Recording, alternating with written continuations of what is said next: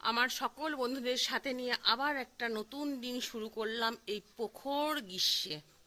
না বন্ধুরা, গ্রীষ্ম নয়, এখন শরৎকাল, কিন্তু মনে হচ্ছে এত গরম দিয়েছে, মনে হচ্ছে যেন গ্রীষ্মকাল।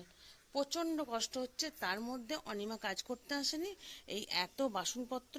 আর কালকে তো সারা দিন মানে ওপর পরিষ্কার করে আর কোনো কিছু কাজ করে গুছিয়ে উঠতেই পারিনি। কোন দিকে যাব খুঁজে পাচ্ছি না। কালকে মেজবাবু অত বড় মাছ ধরে নিয়ে আসছে, সেটাকেও কাটতে হবে।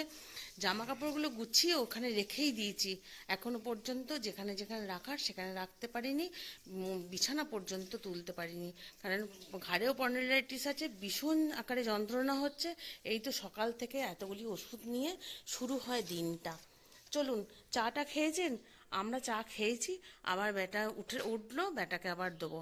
জানি না কখন কি কাজ কমপ্লিট করতে পারবো এবং আপনাদের সঙ্গে একটু একটু করে গল্প করে শেয়ার করতে পারবো। চলুন যাই, ঘরে কাজকর্মগুলো করে নিই এবং আপনারা সবাই সাথে থাকুন আমার। বন্ধুরা, আপনাদের সামনে অনেকক্ষণ পর আবার এলাম, কারণ কাজকর্ম তো দেখছেন আমাকেই করতে হচ্ছে। দেখছেন বলছি, দেখাচ্ছি কই, তাই দেখবেন ভুলভাল কথা বলে ফেলছি। ঠিক মনে হচ্ছে যেন আপনি আমার পাশের বাড়িতেই থেকেই দেখছেন, সেটা তো নয়। ফোনের মাধ্যমে দেখছেন, ভিডিওর মাধ্যমে দেখছেন। যাই হোক, বক বক না করে মাছগুলি কাটা হয়েছে। মাছগুলি ভাজার পালা পড়েছে আমার, কারণ কাজল তো চলে গেছে, ও তো অতক্ষণ ধরে থাকবে না। অনিমা তো আজকে আসেনি। আর এদিকে বেটা একটু চা খাচ্ছে, টিফিন খাওয়ার পরে আমরা তো একটু চা খাই জানেন, খাচ্ছি। চা খেতে খেতে মাছগুলো ভেজে নেবো। চলুন। দোকান থেকে এসে বন্ধুরা সন্ধ্যের টিফিন, চানাচুর, পেঁয়াজ আর একটু পকোড়া। চলুন সবাই মিলে খেয়ে ফেলি। না না, আপনারা কি করে খাবেন? আপনারা মোবাইলে দেখুন, মানে ভিডিওতে দেখুন, আর আমরা খাই। দেখুন বলতে ভিডিওটা দেখুন, খাওয়ার লোভ দেখিয়ে বলছি না বন্ধুরা, খারাপ ভাববেন না। আমার সকল বন্ধুদের সাথে নিয়ে আবার একটা নতুন দিন শুরু করলাম বন্ধুরা। এখানে টিফিন বানাতে এসেছি পরের দিন। চিড়ে ধুয়ে রেখে দিয়েছি, চিড়ের পোলাও। এখানে শিমলা মির্চি, আলু একটু কেটে রেখেছি, আর কিছু সবজি নাই। এখানে রেখেছি একটু গরম মশলা, মানে ছোটো এলাচ, দারচিনি, যা হয়, তেজপাতা, বাদাম। একটু ঘি নিয়ে নিয়েছি কোটোতে চেঁচে, মানে কোটো থেকে চেঁচে, কোটোতে শেষ পড়ে গেছে, সেইটা চেঁচে কুচে ঘিটাকে নিয়েছি। সেই জন্য এরকম দেখতে লাগছে। কড়াই গরম হয়ে গেলে ঘি নিচে নেমে যাবে আর ঝটপট হয়ে যাবে চিড়ের পোলাও তৈরি। চলুন বন্ধুরা, কেমন গরম এনজয় করছেন বলুন শরৎকালে। চলুন টিফিন বানিয়ে ফেলি তাড়াতাড়ি আপনাদেরকে সাথে নিয়ে। সেই যে টিফিন করতে করতে আপনাদের সঙ্গে গল্প করেছি, আর তারপরে আর আশাই হয়নি। ওপরের সিঁড়ি অর্ধেকটা সেদিন পরিষ্কার করেছিলাম, আজকে মা আর ব্যাটা মিলে আবার ওপরটা পরিষ্কার করলাম। সেগুলো আর শেয়ার করতে মানে মনেই ছিল না। এত গরম করছে, বোঝাই যাচ্ছে না যে বর্ষাকাল না গ্রীষ্মকাল। সেইটাই বলার জন্য একটু যে বন্ধুদের সঙ্গে একটু বলি, শেয়ার করি, এটা গ্রীষ্মকাল না বর্ষাকাল। একবার জামা কাপড়গুলো তুলছি, একবার মিলছি। আবার মেঘ করেছে, তুলতে এলাম, তুলে যাব দোকানে। এখানে আমার কালুকে কে আঘাত করেছে জানি না, কীরকম অবস্থা আছে দেখুন, চিকিৎসা চলছে। সেদিন ভাই 4টে ইঞ্জেকশন দিয়েছে, কিন্তু এটা তো ধরতে দেয় না, অ্যান্টিবায়োটিকটা খাচ্ছে না। এই দেখুন কি অবস্থা করেছে, অ্যান্টিবায়োটিকটা খাচ্ছে না, সেই জন্য ইঞ্জেকশন 4টে দিতেই পারেনি, 3টে দিয়েছে, আর 4টের বেলায় অর্ধেকটা আর দিতে পারেনি। মুখটা হাঁ করে ভাই দেখুন চুলকে দিচ্ছে আর ইয়ে হয়ে যাচ্ছে।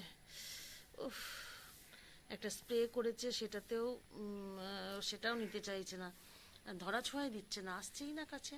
এই দেখুন কি অবস্থা করেছে দেখুন। কে মেরেছে? মানুষ এরকম হয়, এরকম করতে পারে বলুন তো?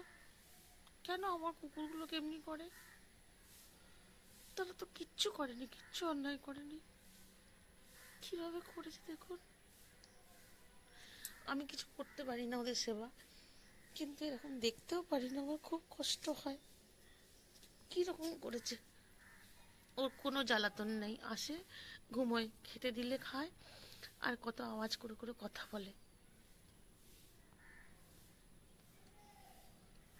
চলুন যাই, জামা কাপড়গুলো তুলে নিই।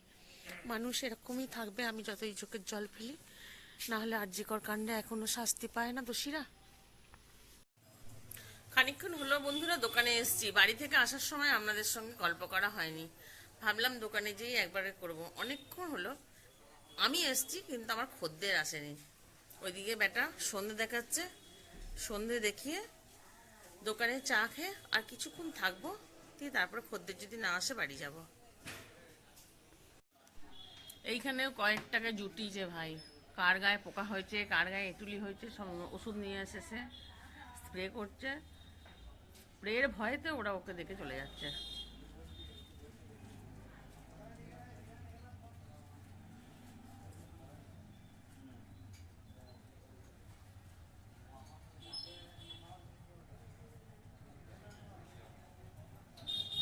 আমরাও চা বিস্কুট খেলাম, ওরাও চা বিস্কুট খাচ্ছে।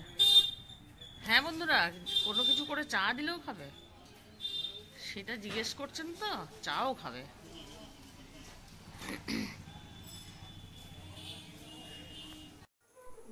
বন্ধুরা, দোকান থেকে অনেকক্ষণ এসে একটু মুড়ি চানাচুর খেলাম আর একটু আদা দিয়ে চা খাবো। আদা দিয়ে চা খাবো এই কারণেই, ব্যাটার গলাটা ঠিক লাগছে না, মানে কাশছে একটু, সেই জন্য ভাবলাম যে একটু আদা দিয়ে চা খাই। আপনারা চা টিফিন করেছেন সন্ধ্যে? হ্যাঁ বন্ধুরা, এক্ষুনি খেলাম। চা খেয়ে আবার একটু তরকারি করব, কারণ কাজের কাজকে তরকারি করতে আমি বারণ করেছি। চলুন, তরকারি করব যখন তখন আমার গপ্প করতে করতে করব। চা খেতে খেতে বন্ধুরা একটু টিভি দেখছিলাম। টিভি দেখতে দেখতে ভুলে গেছিলাম যে তরকারিটা করতে হবে। একটু কুমড়ো, আলু, পেঁয়াজ, কালো জিরে ফোড়ন দিয়ে একটা দুটো কাঁচা লঙ্কা দিয়ে করে নিই। চলুন, করতে করতে গপ্প করব।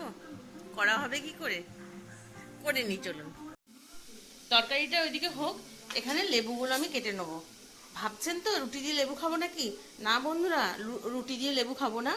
এটা সকালে ভাই বেটা আমি খাই, আর এরম করে জলের মধ্যে লেবুগুলোকে দিয়ে রাখি, তাহলে লেবুর রসটা শুকিয়ে যায় না।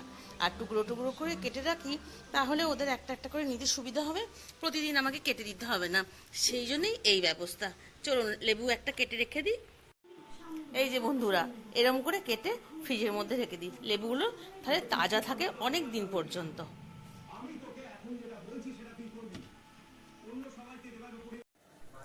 রুটি শিখতে শিখতে মনে পড়ে গেল বন্ধুরা, যে ভিডিওটা তো শেষ করতে হবে, বন্ধুদের গুড নাইট বলতে হবে।